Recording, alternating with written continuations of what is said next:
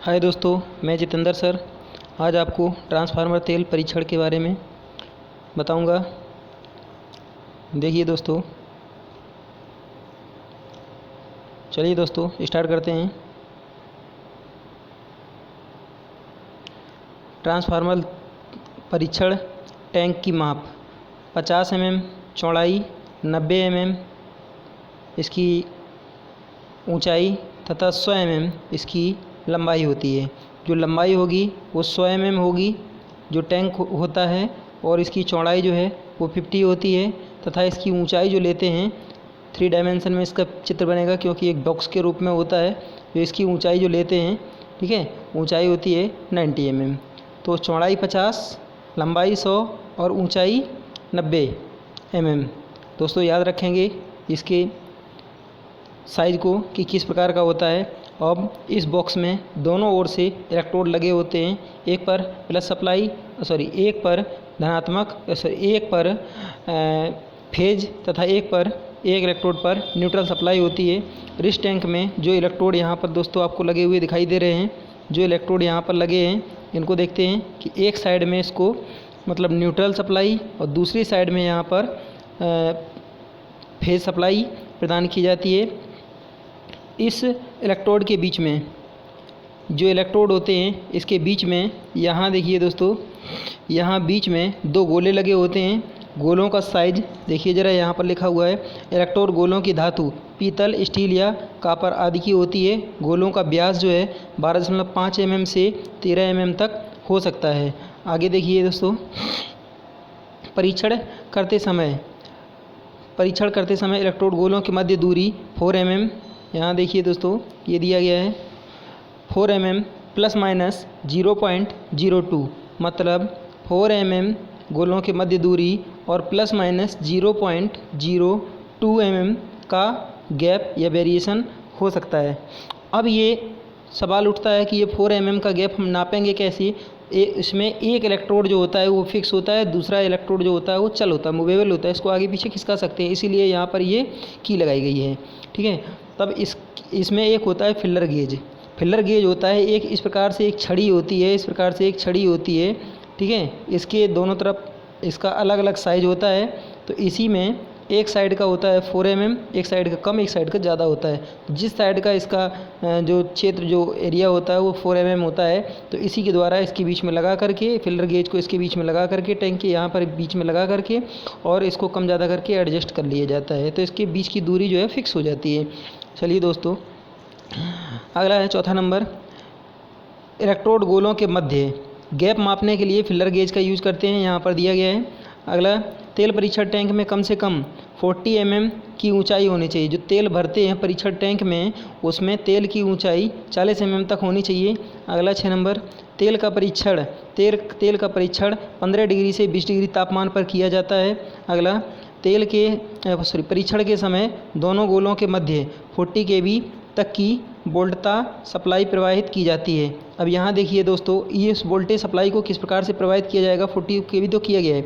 जैसे मान लीजिए यहाँ से मेन सप्लाई दिया गया और यहाँ पर एक ऑटो ट्रांसफार्मर लगाया जाता है। इस ऑटो ट्रांसफार्मर का संबंध एक स्टेप अप ट्रांसफार्मर के साथ होता है, ठीक है, स्टेप अप ट्रांसफार्मर के साथ होता है। और यहाँ इस साइड में प्राइमरी में टर्नों की संख्या कम तथा सेकेंडरी में टर्नों की, ये प्राइमरी है और ये सेकेंडरी है, सेकेंडरी में टर्नों की संख्या अधिक होती है। यहाँ से सप्लाई देते हैं 230 वोल्ट और 230 वोल्ट, और इसमें फ्रिक्वेंसी रहती है 50 Hz, 50 हर्ट्ज की फ्रिक्वेंसी रहती है। यहाँ से जब सप्लाई को दिया जाता है तो इस ऑटो ट्रांसफार्मर के द्वारा सबसे पहले 0 पर करते हैं, उसके बाद जब सप्लाई देते हैं, मतलब जब सप्लाई ऑन कर देते हैं तो इसको धीरे धीरे बढ़ाते हैं। तो यहाँ पर ये टैंक के इलेक्ट्रोड जो हैं, ये इलेक्ट्रोड दोनों ओर इस प्रकार से दोनों ओर इलेक्ट्रोडों से संयोजित होते हैं। जब हम ऑटो ट्रांसफार्मर से धीरे धीरे सब वोल्टेज को बढ़ाएंगे, ठीक है, तो इसके बीच में ये सप्लाई बढ़ती चली जाएगी और अंततः ऑटो ट्रांसफार्मर के द्वारा सेट कर लेंगे 40 kV पर। जब 40 kV की सप्लाई पहुंच जाती है तो तो उस सप्लाई को 1 मिनट तक स्थिर रहने देंगे।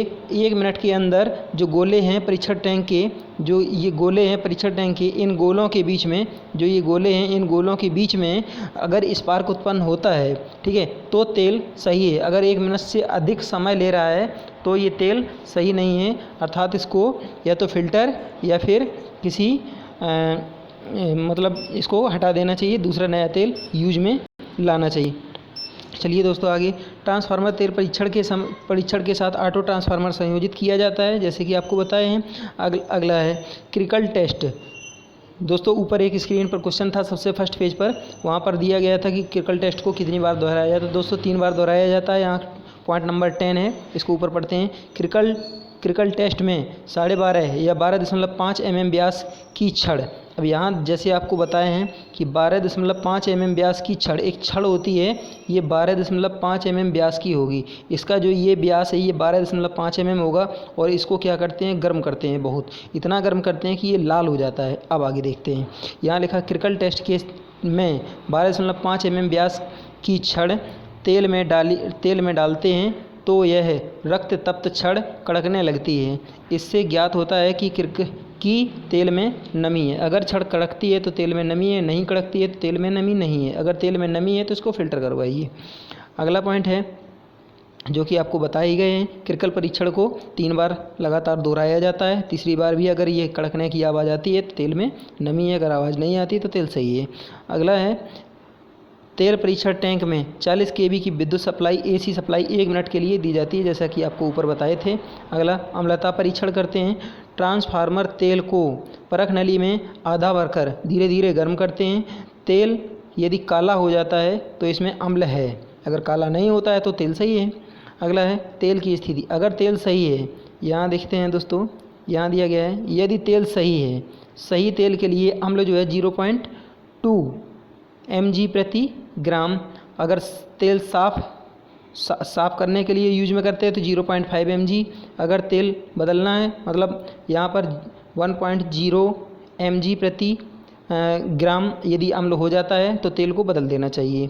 अगर 0.5 mg प्रति ग्राम हो जाता है अम्ल, इसमें अम्लता हो जाती है तो तेल को साफ़ कर देना चाहिए। यदि 0.2 mg प्रति ग्राम अम्लता है तो तेल सही है। अगला पॉइंट, यह स्लज टेस्ट। एक स्लज टेस्ट होता है, तो स्लज मतलब होता है कीचड़। यहाँ दोस्तों देख सकते हैं स्लज टेस्ट होता है या कीचड़ परीक्षण होता है। स्लज टेस्ट होता है। इस टेस्ट के लिए ट्रांसफार्मर को 150 डिग्री सेंटीग्रेड तापमान पर 48 घंटे तक 2 दिन तक रखा जाता है। इससे पता चलता है कि ट्रांसफार्मर की तली में तेल में कितना कीचड़ है, उस कीचड़ को देख लिया जाता है। अगला पॉइंट दोस्तों बहुत ही इंपॉर्टेंट है, यहाँ से हमेशा एक क्वेश्चन ये उठाया जाता है। यहाँ दमक बिंदु, इसी को फ्लैश पॉइंट कहते हैं। Flash point FLASHPOINT, flash point, ये हमेशा हिंदी में भी कभी कभी लिख देता है फ्लैश पॉइंट। ट्रांसफार्मर तेल का फ्लैश पॉइंट कितना होता है, ये बिंदु यहाँ पर B पॉइंट लिखा हुआ है, ये देखिए B। दमक बिंदु का न्यूनतम तापमान 140 डिग्री सेंटीग्रेड होता है। अगला A है, इस परीक्षण को, जो फ्लैश पॉइंट परीक्षण है, इस परीक्षण को IS 1448 1970 के अनुसार किया जाता है। नोट में लिखा है ट्रांसफार्मर तेल अज्वलनशील विद्युतरोधी तरल क्लोरोनीकृत बेंजीन तथा क्लोरीनीकृत डायफिनाल का मिश्रण, सिंथेटिक मिश्रण होता है। अगला है ट्रांसफार्मर तेल 80 डिग्री सेंटीग्रेड पर सामान्य स्थिति में कार्य कर सकता है। आगे है गैसीय विद्युतरोधी पदार्थ। यहाँ देखते हैं दोस्तों गैसीय विद्युतरोधी पदार्थ।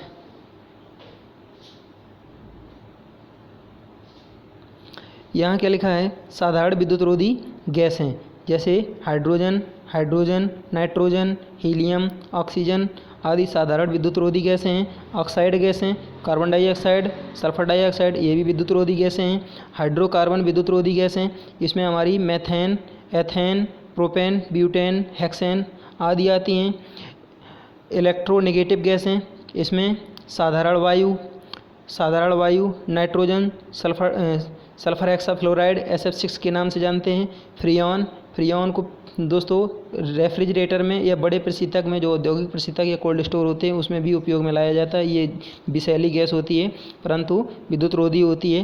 फ्रियान कई प्रकार की होती है, इसमें फ्रियान 1, फ्रियान 11, फ्रियान 13, 14, 22 ऐसे ऐसे इसके नंबर होते हैं फ्रियान करके, ठीक है। 124 तक होता है। और दोस्तों आगे देखते हैं SF6 सल्फर एक्सा फ्लोराइड इसका पूरा नाम होता है। SF6 गैस का पूरा नाम सल्फर एक्सा फ्लोराइड होता है। अगला पॉइंट है SF6 गैस का प्रयोग सर्वप्रथम विद्युत रोधी गैस के रूप में 1990 में वैज्ञानिक मोइसान तथा लिब्यू ने किया था। अगला पॉइंट है SF6 गैस का सर्वप्रथम उपयोग 1990 में मैसाचुसेट्स इंस्टीट्यूट ऑफ टेक्नोलॉजी के वैज्ञानिक कूपर ने बेंडेग्राफ नामक संयंत्र में किया था। SF6 गैस निष्क्रिय गैस है, गैस के समान कार्य करती है। SF6 सल्फर हेक्साफ्लोराइड गैस का उपयोग बड़े प्रत्यावर्तक, मोटर, शीतलन में करते हैं। सर्किट ब्रेकर या फिर परिपथ वियोजक में आर्क बुझाने के लिए इस गैस का उपयोग किया जाता है, ठीक है। उच्च क्षमता की केबलों में या प्रेशर केबल कह सकते हैं में इस गैस का SF6 गैस का उपयोग करते हैं। अगला पॉइंट है इस गैस का उपयोग 50 MVA से 500 MVA तक के सर्किट ब्रेकर या परिपथ वियोजक में शीतलन के लिए करते हैं। SF6 तथा हाइड्रोजन गैस दोनों का उपयोग सर्किट ब्रेकर में किया जा सकता है। कार्बन डाइऑक्साइड गैस का उपयोग 1 MVA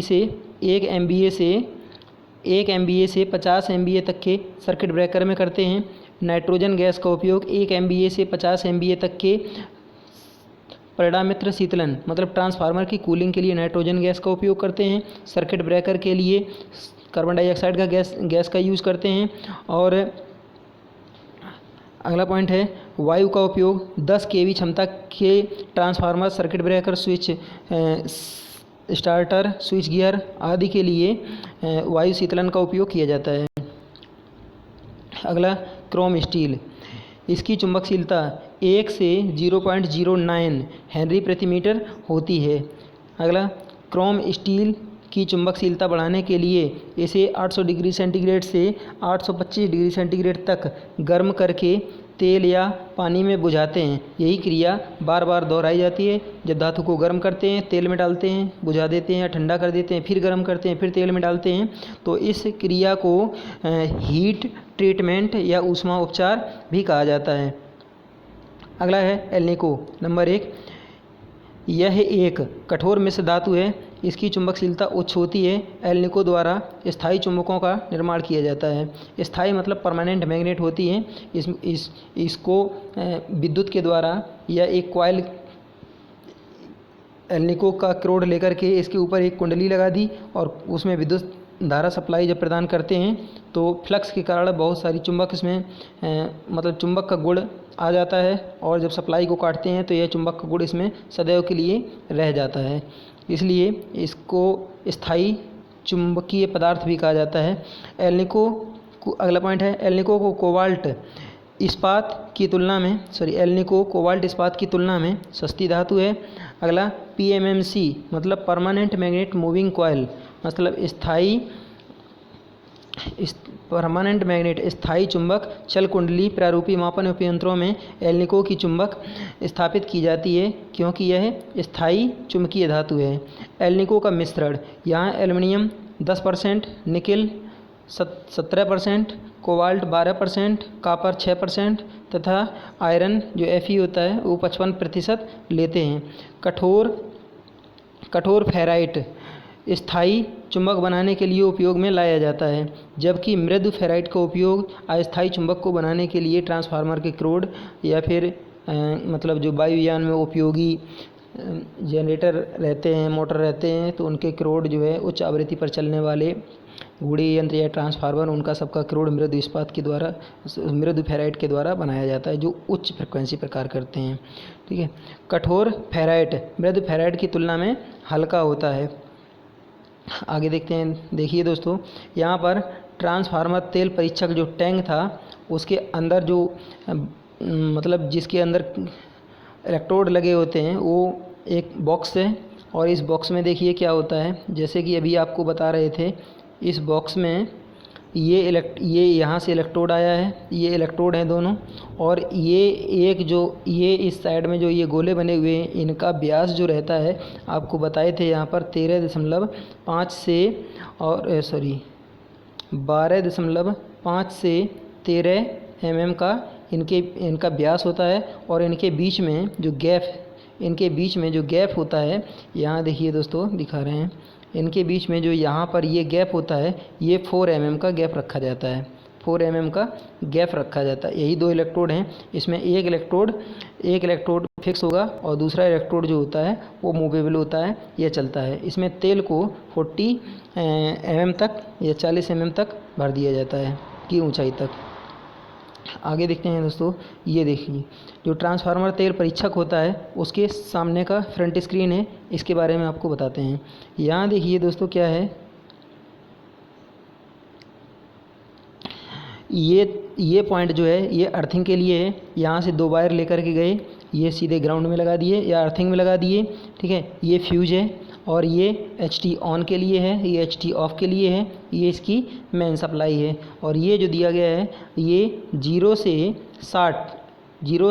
60 kV का वोल्टमीटर लगाया गया है। ये रोटरी जो लगाया गया है ऑटो ट्रांसफार्मर का है, इसमें ये इंडिकेटर हैं तीनों के, ठीक है। यहाँ पर सबसे पहले क्या करते हैं, सबसे पहले मेन सप्लाई जो इसका प्लग होता है वायर को मेन सप्लाई से जोड़ते हैं, फिर इस पॉइंट से मेन सप्लाई को ऑन कर दिया जाता है। जब मेन सप्लाई को ऑन करेंगे इसके बाद इस पर इंडिकेट करने लगेगी विद्युत सप्लाई, तब क्या करेंगे, HT ऑन करेंगे। जब HT ऑन करते हैं तब ये मीटर अपना इंडिकेशन दिखाना चालू करेगा। अब क्या करते हैं कि ये ऑटो ट्रांसफार्मर को सबसे सर्वप्रथम 0 पर कर लेते हैं, फिर तेल में जो बॉक्स होता है उसमें तेल भर लेते हैं। तेल की ऊंचाई जो इलेक्ट्रोड होते हैं उससे ऊपर होनी चाहिए, जो इलेक्ट्रोड होते हैं गोले इससे ऊपर तेल की ऊंचाई होनी चाहिए। जो बॉक्स है इसमें यहाँ तक ऐसे तेल का ऊंचाई होना चाहिए। अब यहाँ क्या करते हैं, जैसे HT ऑन करेंगे, जब ऑन करेंगे और ये ऑटो ट्रांसफार्मर को धीरे धीरे से जब बढ़ाएंगे या घुमाएंगे, ठीक है, तो ये वोल्टेज धीरे धीरे बढ़ने लगेगी। जब वोल्टेज 40 kV पर पहुँच जाती है, ठीक है, तो ऑटो ट्रांसफार्मर की रोटरी को रोक देते हैं। अब स्टॉप वॉच चालू कर लेते हैं और ये 40 kV की वोल्टेज की सप्लाई, जो 40 kV की वोल्टेज सप्लाई है, ये इस परीक्षण टैंक में 1 मिनट तक तेल सहन कर सके और इसके अंदर स्पार्क 1 मिनट बाद हो तो ये तेल सही है। अगर 1 मिनट से ज़्यादा समय ले रहा है तो ये तेल सही नहीं है। चलिए दोस्तों आगे देखते हैं। ये इसका दोनों कंडीशन है। सामने का ये डिजिटल टाइप है, देख लीजिए, यहाँ कंडीशन थी, यहाँ ये बॉक्स है जो दिखाई दे रहा है, ये इलेक्ट्रोड हैं इसके, यहाँ से ये गोले हैं रिंग, इसके बीच में 4 mm का व्यास मतलब गैप रहता है। इसमें तेल भर देते हैं और ये इस पर स्क्रीन पे वोल्टेज दिखाएगा, इसको ऑन करेंगे। ये इसमें सिस्टम लगा हुआ है कि कब इसको ऑन करना है, मेन सप्लाई ऑन करना है, क्या ऑन करना है, धीरे धीरे वोल्टेज बढ़ाने के लिए ये सब सिग्नल पूरा दिया गया है। चलिए दोस्तों आगे देखिए, ये देखिए, जब सप्लाई को 1 मिनट के लिए 1 मिनट तक इस इलेक्ट्रोड के बीच में भरे हुए तेल के अंदर इलेक्ट्रोड के बीच में 1 मिनट तक जब सप्लाई दी जाती है तो इस इलेक्ट्रोड के बीच में स्पार्क उत्पन्न हो जाता है। अगर ये स्पार्क 1 मिनट के अंदर हो रहा है तो ये तेल आपका सही है। अगर ये स्पार्क 1 मिनट से अधिक टाइम ले रहा तो ये तेल सही नहीं है। अब देखिए एक और पॉइंट, यहाँ से तेल का कलर आपको एकदम राइट दिखाई दे रहा है। यहाँ तेल का कलर हल्के पीले रंग का होता है। ट्रांसफार्मर का जो तेल होता है हल्के पीले रंग का होता है। यही इसका जवाब भी होता है, ट्रांसफार्मर तेल का रंग कैसा होता है। यहाँ देखिए इंटरनल सर्किट डायग्राम बना करके दिखाया गया है दोस्तों, इससे भी बता दे रहे हैं। देखिए यहाँ पर दिया गया है जो सर्किट डायग्राम, इसमें देख लीजिए, यहाँ से मेन सप्लाई दी है। मेन सप्लाई 240 लिखा है, मानक 230 वोल्ट है और 50 हर्ट्ज की फ्रिक्वेंसी। यहाँ पर ये ऑटो ट्रांसफार्मर लगा हुआ है। ऑटो ट्रांसफार्मर ये इसके द्वारा वोल्टेज सप्लाई को कम या अधिक करते हैं। ये स्टेप अप ट्रांसफार्मर है। ये इसको प्राइमरी और इसको सेकेंडरी कहेंगे, क्योंकि इसमें सप्लाई इधर से एंट्री कर रही है और इधर जा रही है। तो इसकी इधर से सप्लाई ये इस इलेक्ट्रोड पर जा रही है, इस साइड से ये सप्लाई इस इलेक्ट्रोड पर जा रही है। अब हम क्या करेंगे, ऑटो ट्रांसफार्मर की जब रोटरी को हम घुमाएंगे, इसको धीरे धीरे धीरे धीरे धीरे धीरे ऊपर की तरफ जब बढ़ाते चले जाएँ जब धीरे धीरे ऊपर की तरफ बढ़ाते चले जाएंगे तो ये क्या होगा, इसमें वोल्टेज का वैल्यू बढ़ता चला जाएगा। जब ये वोल्टेज 40 kV पर चला जाएगा, ठीक है, 40 kV पर पहुंच जाएगा और 40 kV पर इसको टाइम बाद स्टार्ट कर देंगे। जब 1 मिनट के लिए ये 1 मिनट के अंदर अगर स्पार्किंग हो रहा है 4 mm के गैप पर, ठीक है, तो तेल मतलब हमारा सही है। देख लीजिए दोस्तों, इस ट्रांसफार्मर तेल का जो परीक्षण टैंक होता है, इसको 2 जगह से अर्थ भी किया जाता है, क्योंकि जो 650 वोल्टेज होती है उससे ऊपर के अगर उपकरण होते हैं तो उनको डबल अर्थिंग किया जाता है। तो यहाँ पर 2 अर्थिंग आपके सामने किया गया है। थैंक यू दोस्तों। अगर आपको हमारा वीडियो अच्छा लगे तो इसको कृपया लाइक और सब्सक्राइब तथा शेयर अपने मित्रों के साथ, जो भी आपके संपर्की हों उनके साथ ज़रूर शेयर करें। थैंक यू दोस्तों।